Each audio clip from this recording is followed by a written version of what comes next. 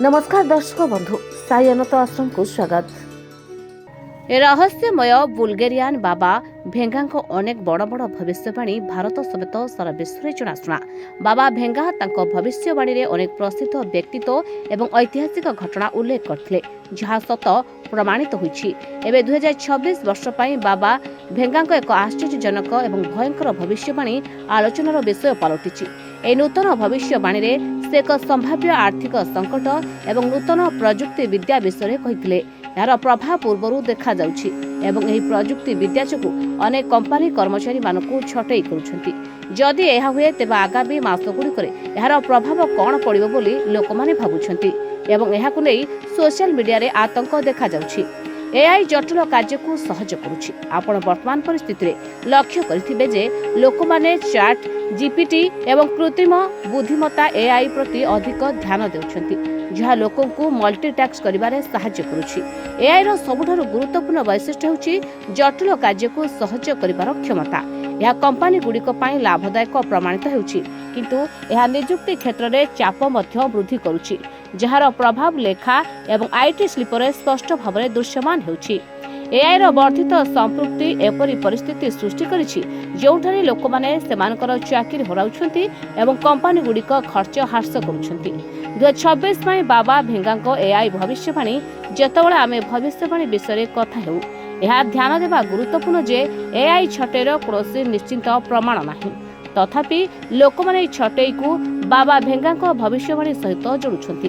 बाबा भेंगा 2026 रे एआई रो उद्घाटन विषय भविष्यवाणी करथिले एवं उन्नत प्रजुक्तिविद्या विषय कहिथिले, जहा मनुष्य अपेक्षा द्रुत हेबो।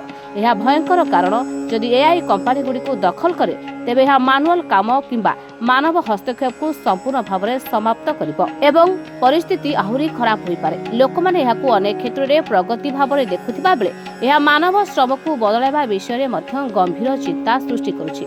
प्रजुक्ति विद्या भल जे पर्यंत यह मनुष्यर क्षति करे नाही, किंतु कल्पना करंतु जदि आपण को प्रगति नाम रे आपण सृष्टि करिथिबा प्रजुक्ति विद्या द्वारा बदला जाए। एआई सब किछि करुछि। आजिकाली आम एआई रो प्रभाव देखि पारुछु। एपरिक वैवाहिक साइट गुड़िक मध्य मनुष्य बदल एआई टेलीकलर व्यवहार करुछंती। एआई कोडिंग करुछि, एआई वॉइस ओवर प्रदान करुछि एवं आंकरिंग मध्य करुछि। एबे आपण कल्पना करंतु जदि यह आपणक चारि पाखरे घटिबा आरंभ हुए तेबे कोन हेबो। आज आम अन्यमानक विषय कथा कहूँ, काली आमे मध्य सेमानक स्थान रही पारू केही जानते नहीं। एआई प्रजुक्तिर द्रुत ग्रहण कंपनी गुड़िक खर्च ह्रास करने प्रेरणा देउछि। तथापि एआई डिजिटल रणनीति एवं तथ्य विश्लेषण भली क्षेत्र में मध्य नूतन नियुक्ति सृष्टि करुछि। लोकमानकु नूतन एआई दक्षता शिखेबा, समानकर दक्षता वृद्धि करबा एवं एआई सहित निजकु विकसित करबा पई उत्साहित करा जाउछि। तमे पुओ को नै कि बाबा पाखु आसिला परे आपनकर कोन परिवर्तन हेछि? पुओर जो गोड़ हाथ फाटथिला तार भी कोन परिवर्तन हेछि? हां, मो एमिति जने सांग पिलांग जो सुनि कि आपन पाखु आसी, किंतु आसिला परे मो पुओ दीर्घ 7 वर्ष हला जो कष्टटा भोगुथिला मोर हृदबोध होछि से 7 दिन रे गला भलिया लागिला। तेनु करी बहुत सॉल्व हो जाइछि।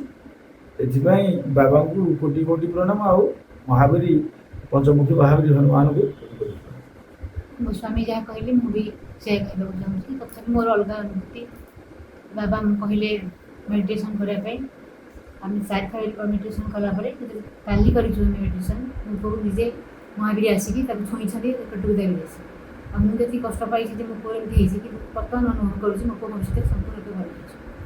अच्छा पुओ एडी आसिले परे मोर जेती माने कष्ट थिला मो आगुरु जमा चाली पाउनथली। एडी जेती सप्ताह भीतर आसिलेनी माने मते एते भल लागुची।